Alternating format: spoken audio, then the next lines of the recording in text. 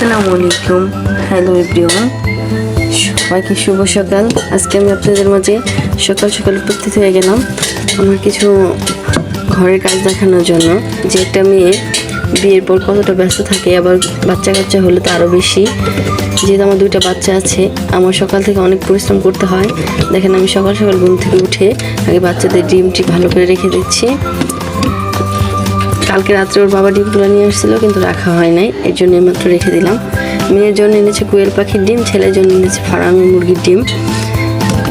যেহেতু আমার মেয়ে ছোটো, এর জন্য আমি একটা করে ডিম দিই। আমি সকালে ডিমগুলো রাখার পর দেখেন আমার বিছানাটা কত এলোমেলো হয়ে আছে।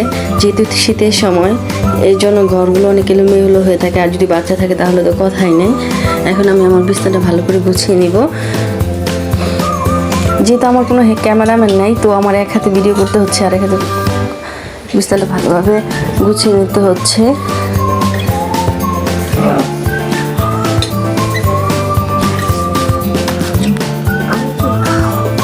এদিকে আমার ছেলের নাস্তাটা আমি রেডি করে নিয়েছি। আমার ছেলের জন্য আজকে সকালে নাস্তা রেখেছিলাম দুধ চিতই। আমার ছেলে দুধ চিতই পিঠাটা অনেক পছন্দ করে। সকালে ঘুম থেকে উঠেই বলছে, মা আমার দুধ চিতই পিঠা কই। কালকে রাত্রে ছেলে বায়না ধরেছে মার কাছে দুধ চিতই খাবে, এর জন্য সকাল সকাল ওর জন্য আজকে নাস্তা রেখেছি দুধ চিতই। হুজিফা, পিঠাটা কেমন হয়েছে? টেস্টি হয়েছে? সবাই মাশাআল্লাহ বলে দিবেন আমার ছেলের জন্য। এই আমার এখন আমার বিছানাটা গোছানো শেষ। আমি খাটটা ভালোভাবে ছেড়ে নিয়েছি, গুছিয়ে নিয়েছি। এই গুছানো কিন্তু শেষ না, আমার দিনে কম থেকে কম 4 থেকে 5 বার বিছানা গোছাতে হয়। যেহেতু আমার বাচ্চা আছে, আমার বাচ্চাগুলো অনেক ময়লা করে। মানে আমি প্রতিদিন সকালে থেকে সন্ধ্যা পর্যন্ত কী কাজ করি, এটা আপনাদের মাঝে নিয়ে আসলাম। ছেলের নাস্তা করানোর শেষ, আমি এখন মেয়ের জন্য নাস্তা রেডি করে নিয়ে আসলাম। যেহেতু আমার মেয়ের 6 মাস শেষ, এর জন্য আমি একটু সলিড খাবার দেওয়ার চেষ্টা করি, 1 চামচ 2 চামচ করে। এর জন্য সকাল সকাল আমি নিয়ে আসলাম সাবুদানা এবং সুজি দুটো একসাথে মিলে রান্না করেছি। খাবারটা এখন আমি ঠান্ডা করে আমার মেয়েকে খাইয়ে দিব। সবাই মাশাআল্লাহ বলবেন। মেয়ের ছেলে 3-4 দিন যাবত অনেক অসুস্থ ছিল, আল্লাহর রহমতে এখন সুস্থ হয়েছে। আপনারা সবাই দোয়া করবেন আমার মেয়ের জন্য। ছেলে মেয়েকে খাওয়ানোর শেষে আমি সকালে নাস্তা নিয়ে আসলাম পরোটা, সবজি ভাজি।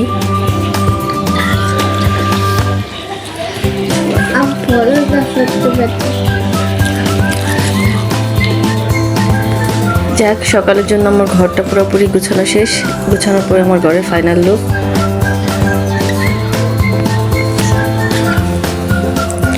এখন আমি আপনাদের তো বলেছিলাম যে আমার মেয়ে অসুস্থ ছিল। ও 4-5 দিন যাবৎ বাথরুম আর বমি করতেছিল অনেক পরিমাণ বেশি। এর জন্য জামা কাপড়গুলো আমার ধোয়া সম্ভব হয়নি। জানেন, বাচ্চারা অসুস্থ থাকলে সব থেকে কাছে টানে তার মাকে।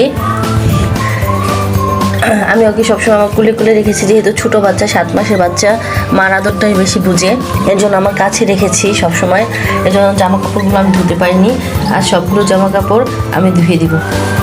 তো আপনারা অনেকেই বলেন ঢাকা শহরে থাকলে আবার কিসের কাজ, শহরে থাকলে তো কোনো কাজ নাই, শুধু বাচ্চা নিয়ে ঘোরাফেরা, খাওয়া এবং নিজে বিশ্রাম নেওয়া। আসলে না, প্রত্যেকটা মেয়ে যেখানে থাকুক না কেন তার ঘরের কাজগুলো নিজেই করতে হয়। আপনি যত হেল্পিং হ্যান্ড থাকুক না কেন, নিজের কাজটা যে নিজে পরিচ্ছন্নভাবে গুছিয়ে করতে পারবেন সেটা কেউ করতে পারবে না। এখন আমি সবগুলো জামা কাপড় ভিজিয়ে নিব। আমি জামা কাপড়গুলো 2 বালতিতে ভিজিয়ে নিয়েছি। আজকে অনেকগুলো জামা কাপড় হয়ে গেছে মেয়ের কারণে। এখন আমি আমার ছেলেকে গোসল করে দিব। গোসলের জন্য কিছুটা গরম পানি দিয়েছিলাম। আমি চাই আমার ছেলে মেয়েগুলোকে 11:30টার ভিতরে গোসল করে দিই আমি সবসময়। কারণ ঢাকা শহর যেহেতু রোদ পাওয়া যায় না, আর রোদ সবসময় হয় না, যেহেতু অনেক বড় বড় বিল্ডিং আছে, এই কারণে রোদগুলো বেশিরভাগ বাচ্চাদের গায়ে লাগানো যায় না যদি ছাদ ছাড়া। তো ছাদে সবসময় নেওয়া বাচ্চাদের সম্ভব হয় না, এর জন্য তাড়াতাড়ি গোসল করে দিই, একটু রোদ লাগানোর চেষ্টা করি। বিশেষ করে বাচ্চাদের গায়ে রোদ লাগানোটাই বাচ্চাদের ঠান্ডা, যেহেতু ফ্ল্যাটের ভিতরে থাকে বাচ্চাগুলা, এই জন্য এখন আমি আমার ছেলে মেয়ে দুটোকে গোসল করিয়ে দিব। গোসল করিয়ে দিয়ে কিছুক্ষণ রোদে রাখবো। এখন আমি আমার ছেলেকে গোসল করিয়ে দিব, এই জন্য নিয়েছি বডি ওয়াশ। আসলে কি বলবো, এই কুটুম্ব বডি ওয়াশটা মনে হয় আমার ছেলে মেয়ের জন্য আমার কাছে একটা ফ্যান হয়ে গেছে। কারণ আমার ছেলে যখন থেকে 15 দিন বয়স, তখন থেকে আমি কুটুম্ব ফেস ওয়াশটি ব্যবহার করি। এখন আমার ছেলের বয়স 3 বছর 8 মাস, তবু আমি এই কুটুম্ব ফেস ওয়াশটি বডি ওয়াশটি ছাড়তে পারিনি। শুধু কুটুম্ব বডি ওয়াশ না, আমি আমার ছেলে মেয়ের জন্য কুটুম্ব লোশন, কুটুম্ব ক্রিম, মানে আমি যাই ব্যবহার করি না কেন সবসময় আমার মানে কিছু কিনতে গেলে কুটুম্বর দিকে নজর পড়ে যায়। হুজাইফা আসো, গোসল করে দেবো। তোমার গোসল করতে ভালো লাগে না? ভালো লাগে না? একটু ভালো লাগে না? শীতের সময় আসলে বাচ্চারা গোসল করতে চায় না, সবসময় গোসল না করার বায়না ধরে। তো আমি নিয়মিত বাচ্চাদের গোসল করাই। নিয়মিত গোসল করানোর কারণ হচ্ছে বাচ্চাদের ঠান্ডা কাশিটা কম লাগে, এই জন্য আমি বাচ্চাদেরকে নিয়মিত গোসল করাই, কখনো গোসল বাদ দিই না। যেদিন অতিরিক্ত শীত এবং কুয়াশার কারণে বাইরে অন্ধকার হয়ে থাকে, হয়তো ওদিন 1-2 দিন বাদ যায়, কিন্তু আমি সবসময় বাচ্চাদেরকে গোসল করানোর চেষ্টা করি। আমার ছেলেকে গোসল করানো শেষ। যেহেতু বাচ্চা মানুষ বাইরে যেতে চাবে না, রোদ্রে দাঁড়ায় থাকতে যাবে না, এক জায়গায় যে দাঁড়িয়ে থাকা সেটা চাবে না, এর জন্য আমি ওকে গাড়ি দিয়ে দিলাম যে তুমি গাড়ি চালাও আর তোমার গায়ে রোদ লাগুক। এখন আমি আমার মেয়েকে গোসল করাবো। মেয়েকে গোসল করে তারপর রোদে নিয়ে যাবো, এই জন্য গোসল পানি রেডি করলাম। এখন মেয়েকে গোসল করিয়ে দিব। মেয়েকে গোসল করানো, ছেলে মেয়ে গোসল করানোর পর রোদে থেকে আনার পর ছেলে মেয়ের জন্য নিয়ে আসছি ডিম। হুজাইফা ডিম, আমি এখানে নিয়েছি কোয়েল পাখির ডিম। তো এখন 2 ভাই বোনকে আমি কোয়েল পাখির ডিম খাওয়িয়ে দিব। খাওয়িয়ে দিয়ে আমি গোসল করতে ঢুকবো এবং কাপড় চোপড়গুলো ধুবো। বাচ্চাদের ডিম খাওয়ানোর পর এখন অবশেষে আমি ঢুকলাম বাথরুমে গোসল করতে।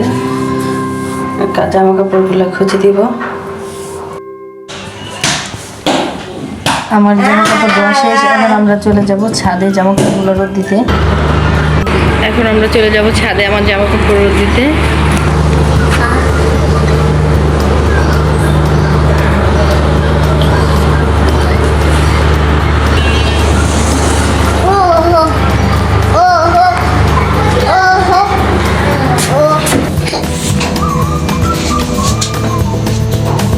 এখন আমরা ছাদে যাব। আসলে এতগুলো জামা কাপড় ব্যালকনিতে দেওয়া সম্ভব না, এর জন্য আমরা চলে আসলাম ছাদে। রোদ দেওয়া যাতে তাড়াতাড়ি কাপড়গুলো শুকিয়ে যায়।